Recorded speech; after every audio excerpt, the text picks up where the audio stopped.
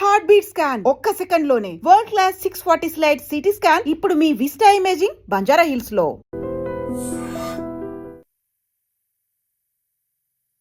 నమస్తే, welcome to I dream inside politics with కవిత.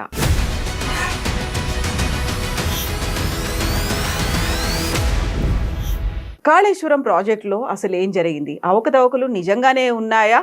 కుంభకోణం ఏమైనా జరిగిందా? దీనికోసం ఏర్పాటు చేసినటువంటి పీసీ ఘోష్ కమిషన్ నివేదికను బేస్ చేసుకొని చర్యలు తీసుకోలేము అంటూ ఒక తీర్పును వెలువరించింది.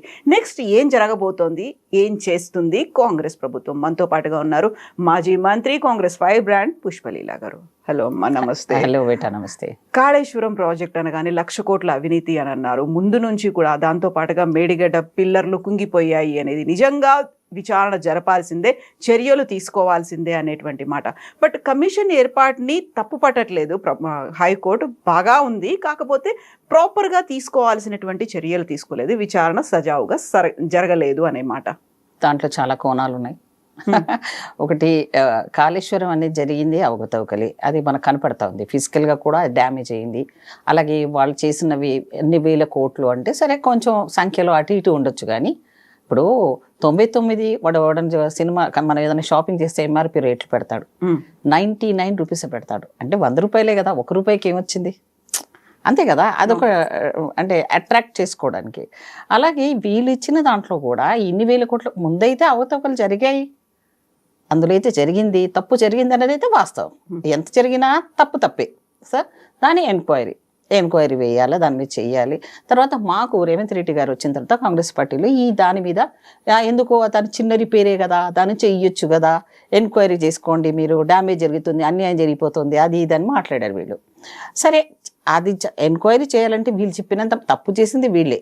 మరి వీళ్ళు ఎన్ని వేల కోట్ల రూపాయలు స్కామ్ చేసుకొని తిన్నవాళ్ళు, మరి దానికి డబ్బులు ఎవరి? అవి డబ్బులు ప్రజలవే కదమ్మా. ప్రజల డబ్బులని మళ్ళీ తిరిగి ప్రజలకు ఖర్చు పెట్టాలంటే ఇప్పుడున్న పరిస్థితుల్లో వీళ్ళు మొత్తాన్ని ఆర్థిక వ్యవస్థని చిన్నాభిన్నం చేసిపోయిన వాళ్ళు మళ్ళీ దాన్ని రిపేర్ చేయండి, ఆ మాత్రం లేవా అని మాట్లాడితే, నేను కనుక ఆ పోస్ట్లో ఉంటే, ఆ లెవెల్లో ఉంటే, ఏవైతే ఏ మంత్రి ఆధ్వర్యంలో జరిగిందో, ఎవరైతే ఇంజనీర్స్ ఉన్నారో అప్పుడు జరిగిన ఆఫీసర్లందరి దగ్గర కూడా రికవరీ చేయించి దాని ఖర్చు ఏదైతే ఉందో ఆ గవర్నమెంట్ వాళ్ళ దగ్గర నుంచి ముక్కు వెండి వసూలు చేయించి వాళ్ళతోటే కట్టించేదాన్ని.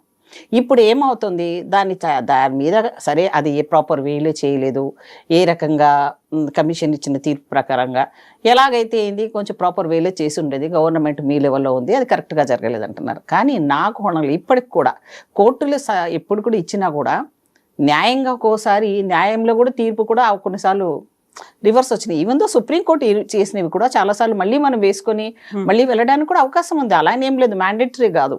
సో ఇప్పుడు జరిగిన దాని మీద ఏదో సత్యమేవ జీవితాన్ని ఇంతకుముందు నేను చూసి వచ్చాను. హరీష్ రావు గారు ఏ తప్పు చేయని వాళ్ళలాగా ఎంక్వైరీ అంతా ఏమీ లేదని మాట్లాడుతుంటే అసలు నిజంగా అది ఒకవేళ దాన్ని రిపేర్ చేయించాలంటే కట్టిన దానికంటే కూడా డబ్బులు ఖర్చు అవుతాయి. ఇప్పుడు ఆ రిపేర్ ఒకవేళ అది మళ్ళీ కూడా లీకేజ్ ప్రాపర్ వేలో అవుతుంది గ్యారెంటీ కూడా లేదు.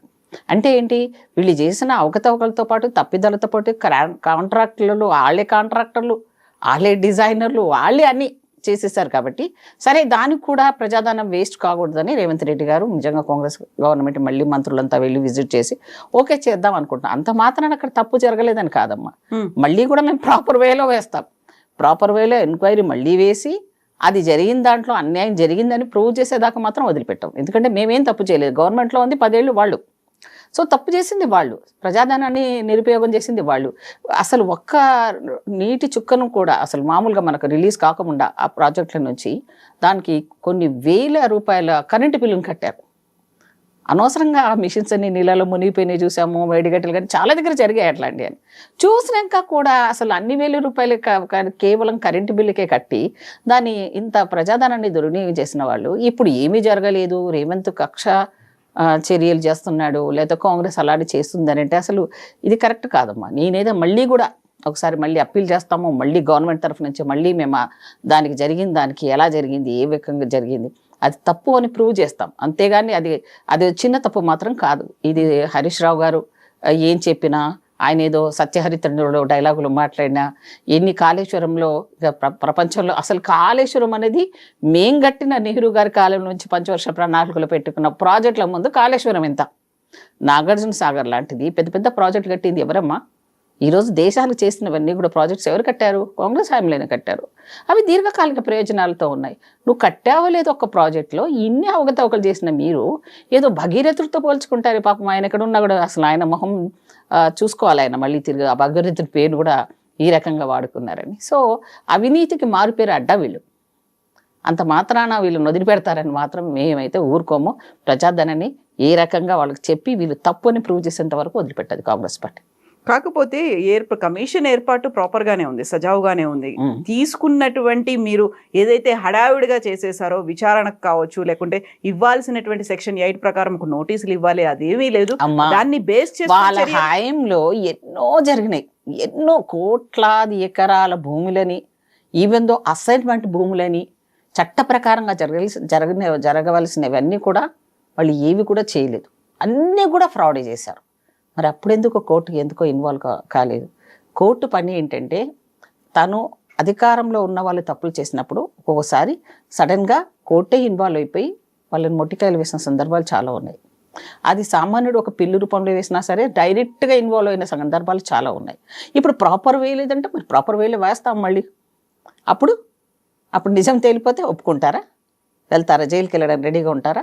ఇప్పుడు కమిషన్ ని మళ్ళీ రివైవ్ చేసి దాకా వెళ్తారా? మళ్ళీ వెళ్తామమ్మా, మళ్ళీ అప్పీల్ వెళ్తాము. కమిషన్ అనేది ఎవరు? కమిషన్ అనేది ఒక గవర్నమెంట్ లెవెల్లో ఏర్పడిన ఒక సిస్టంలోకి ఒక పార్ట్. కానీ కమిషన్ అనేది అది ఒక పెద్ద లెవెల్లో అది ఇచ్చిందే తీర్పు, దానికి అనుగుణంగా వెళ్ళాలి అని అంటే అదేం పెద్దగా ఏం లేదు కదమ్మా. మళ్ళీ రివైవ్ వెళ్ళొచ్చు, మేము రీఅప్పీల్ చేసుకునే విధంగా మళ్ళీ మేము చేసుకుని వెళ్తాం. దానికి ఏం లేదు, ఆ సిస్టమేటిక్గానే వెళ్తాం, ఆ సిస్టమేటిక్గానే ప్రూవ్ చేస్తాం.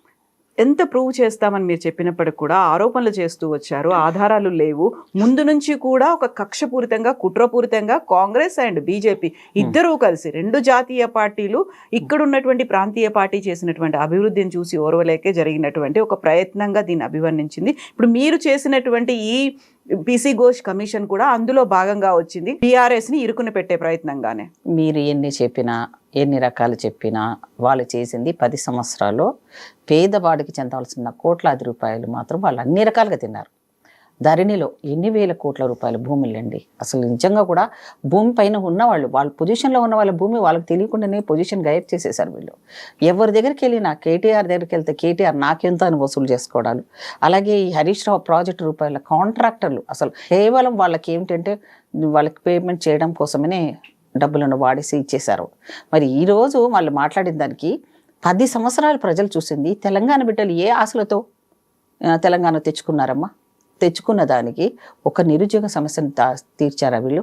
ఏ ప్రాపర్ వేలో ఏదన్నా ఉద్యోగానికి నోటిఫికేషన్ వేస్తే దానికి మళ్ళీ వాళ్ళ ద్వారా నుంచి ఎవరితోనో వేయించి ఇది కాంగ్రెసే ఆపిందని ఇట్లా ఒక్కటైనా అమరవీరుల త్యాగాలకి స్ఫూర్తిగా ఏ పనైనా చేపట్టారా వీళ్ళు? ఈరోజు కాంగ్రెస్ పార్టీ లెవెల్లో వాటిని అన్నిటినీ తీసుకొని ఒక్కొక్కటి ముందు అంటే స్టెప్ వైజ్గా తీసుకొని అమరవీరుల ఫ్యామిలీస్ని పిలవడం కానీ, వాళ్ళని పిలవడం చేయడం కానీ, వాళ్ళకి ఏదైనా ఇవ్వాల్సింది ఇవ్వడంలో కానీ గవర్నమెంట్ తరఫు నుంచి వాళ్ళకి అన్ని రకాలుగా అంటే ప్రజలందరికీ కూడా ఇది మేము చేస్తున్నామని చూపించి చేస్తున్నాం కదా. కానీ వాళ్ళు అలా చేయలేదు, వాళ్ళు ఇష్టానుసారంగా చేసేసారు. ఈ నలుగురు, ఆ రోజున్న కవితమ్మ, ఆ రోజున్న హరీష్ రావు, ఆ రోజున్న కేటీఆర్, మరి ఇక పెద్ద ఆయన ఇంకా ఎవరికి తోచినట్టు వాళ్ళు అంతే. సంతోష్ ఏమ్మా ఎక్కడ జరగలేదంటారు తప్పు. ఈరోజు ఆయన కేసీఆర్ గారు ఏదైతే కట్టుకుని ఉన్నాడు ఫామ్ ల్యాండ్, ఆయన ఫామ్ హౌస్లో ఉంటున్నాడు. ఆయన పరిపాలన అంతా ఫామ్ హౌస్ నుంచే చేశాడు కదా ముఖ్యమంత్రి లెవెల్లో. మరి ఆయన ఊరు నుంచి వెళ్తున్నప్పుడు ఇరుపక్కలా చూస్తే మొత్తం రోడ్లు ఎక్స్టెన్షన్ చేయడం కోసమనో పెద్దగా చేయడం ముఖ్యమంత్రి గారి కోసమని ఆ ఊర్లో ఉన్న ఇళ్ళని కూలగొట్టేశారు. ఇప్పటి పొడుగు వాళ్ళ ఇల్లు కరెక్ట్గా కట్టలే. పేదవాడిని ఎక్కడ నష్టచాలు చేసి ఇప్పుడు ముసలి కన్నీరు కారుస్తుంటే మాకు రావు అనుకుంటున్నావా? మీకంటే ముసలి వాళ్ళు లెవెల్లో ఉన్న ముసలి కన్నీళ్ళ కంటే కూడా పార్టీ సీనియర్ మోస్ట్ పార్టీ, ఇంత నేషనల్ లెవెల్ ఉన్న పార్టీని మీరు 10 ఏళ్ళు చేసిన అరాచకాలే కదా ప్రజలు మిమ్మల్ని మూలకు గుచ్చిపెట్టారు. ఇంకా రియలైజ్ అయ్యారని అంటున్నారు కదా కేసీఆర్ జగిత్యాల్లో అన్న మాట అదే కదా. నేను వద్దు, నేను ఎంత క్లియర్ గా చెప్పినప్పటికి కూడా మీరు ఓటేశారు, ఇప్పుడు మోసపోయారు. ఆయన ఓటేసినందుకు అంటలేదు, ఆయన ఓట్లేసడానికి కాదమ్మా, ఏ దళిత బంధువులు ఇచ్చాడో ఆయన ఒక్కొక్క పథకానికి అది అంటారు చూడండి, ఇలా విసిరేసి ఒక పక్షినో దేనో ఒక వలలో వేసుకోవడానికి వేసినట్టు జనాలు అమాయకులని ఆ రకంగా కొన్ని అలా వేసేసి ఆ పథకాలు అన్నాడు. ఎలక్షన్ ముందెళ్ళి రేపే పడతాయి మీ డబ్బులు అన్నాడు. ఎలక్షన్ మరోసారి రోజే ఆ ఫ్రీజ్ చేసి పడేశాడు. ఏ దళిత బంధువులు ఎవరికి 100% ఇచ్చాడు చెప్పండి. బట్ మీరు చెప్పినటువంటి హామీలు కూడా 420 హామీలు అని చెప్పొచ్చారు, అవి ఏది అమలు జరగలేదు, అది రియలైజ్ 3 ఏళ్ళు అయ్యారు. ఉందమ్మా, మాకు ఇంకా 3 ఏళ్ళు ఉందండి. అటో ఇటో ఉన్నాం, ఇంకా 2 ఏళ్ళు అయితే ఉంది కదా తల్లి. తప్పకుండా ఇస్తాం. మీరు స్కూటీలు కూడా ఇస్తారు, మీరు ఏం భయపడకండి. కాకపోతే ఆ బంగారు విషయంలో మేము అనుకోలేదు, ఇట్లా వారు వస్తుందనేమో లేకపోతే ఇట్లా వస్తుందని అనుకోలేం. కాబట్టి ఆ తులం బంగారానికి సంబంధించిన ఏమైనా ఆల్టర్నేటివ్ రేవంత్ రెడ్డి గారు క్లియర్గా చెప్తారు. ఆడపిల్లల స్కూటీలు ఇవ్వాలన్నది, 2000 5,100 ఇవ్వాలి అన్నది. ఇప్పుడు బస్సు పెట్టినందుకే కోట్లాది రూపాయలు మనకి ప్రభుత్వం తరఫు నుంచి ఒక మహిళలకు ఇచ్చినట్టే కదా. అలాగే 2 లక్షల రూపాయలు లోను వాళ్ళకి రియలైజేషన్ ఇచ్చాడు కదా. అలాగే హౌసింగ్ను అలాట్మెంట్ చేసి ఇచ్చేశారు కదా. ఇప్పుడు ఏది చేస్తున్నా కూడా డబ్బులన్నీ వీళ్ళు తినేశారు. కాబట్టి ఇప్పుడు ఖాళీ ఖజానాలో ప్రయారిటీ బేస్లో ఏది తీసుకోవాలి. ఒక్క రోజన్నా కూడా వాళ్ళకి జీతం రాలేదని చెప్పామనండి ఎవరినన్నా. స్టేట్ గవర్నమెంట్ ఎంప్లాయీస్కి డబ్బులు పడ్డాయిగా, జీతాలు అయితే పడ్డాయిగా. సరే, ఆ పడ్డదాన్ని కూడా ఎవరైనా ఇచ్చారా?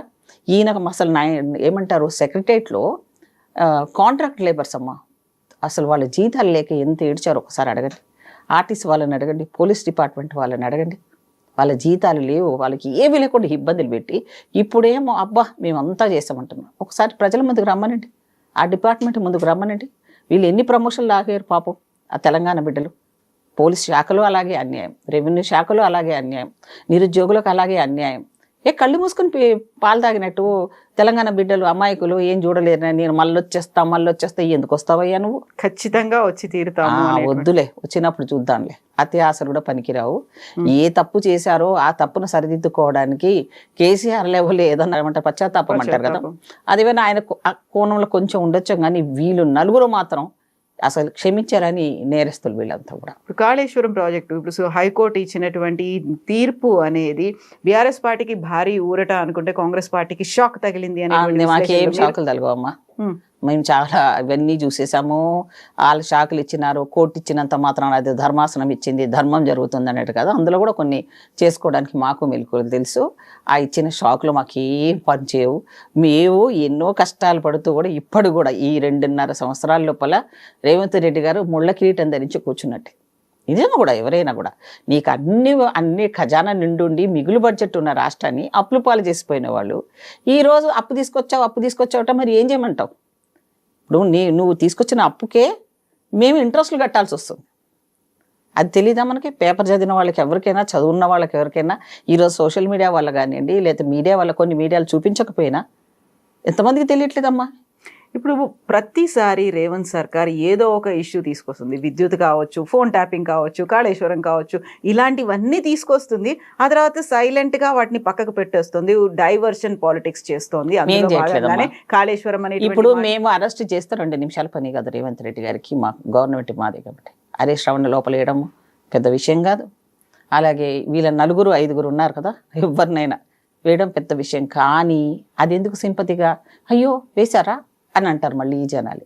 కాబట్టి విత్ ప్రూఫ్స్తో సహా జాగ్రత్తగా అన్నీ చేస్తూ వెళ్ళాలన్నది మేము చూస్తున్నాము. అలాగే ఎక్కడైనా సరే దాన్ని ఏ ప్రాంతం వెళ్ళినప్పుడు ఆ ప్రాంతంలో రేవంత్ రెడ్డి గారు కడిగి పారేస్తున్నారు, మీరు చూస్తూనే ఉన్నారు.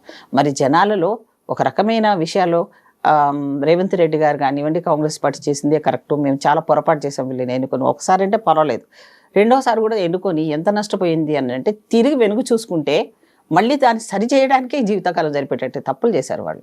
సో దానివల్ల వాళ్ళు చేసిన దాన్ని పెద్ద కరెక్టు, ప్రతిపక్షంలో ఉన్నాం కాబట్టి మేము మళ్ళీ వస్తామంటే అది దింపుడు కళ్ళం ఆశ అంటారు. చనిపోయిన వాళ్ళ దగ్గరికి లాస్ట్కి ఏం చేస్తారంటే, మన తెలంగాణలో మరి మీ అక్కడ ఎలా ఉందో తెలియదు కానీ లాస్ట్కి ఆశ ఉంటుంది, దింపుడు కళ్ళం ఆశ అంటారు. అక్కడ ఆ గ్రేవ్ యార్డ్ దగ్గరికి వెళ్ళి మళ్ళీ చెవు దగ్గరికి వెళ్ళి పిలుస్తారు.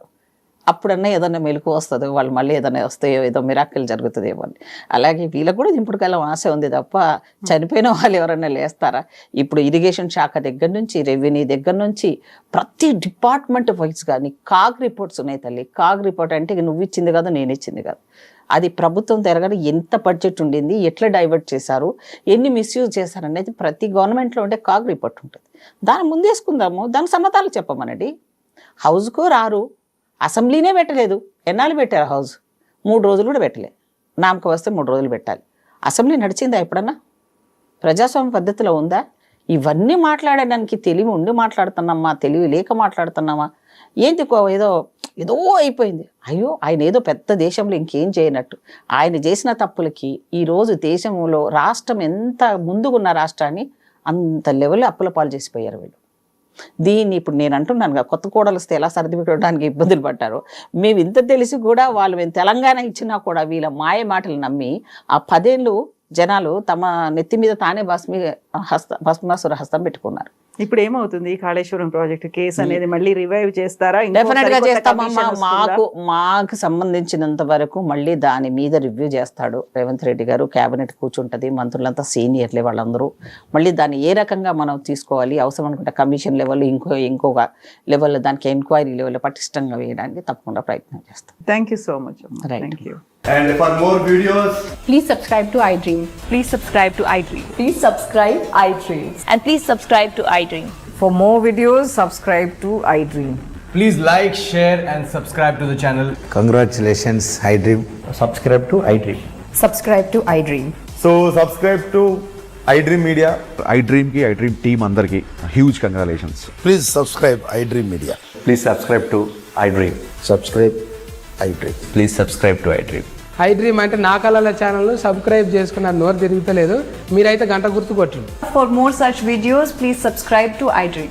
Subscribe to iDream. Please subscribe to iDream. Please subscribe iDream Media. Please do subscribe to iDream. Please subscribe to iDream Media. For best entertainment and information, please subscribe iDream. And don't forget to subscribe to iDream.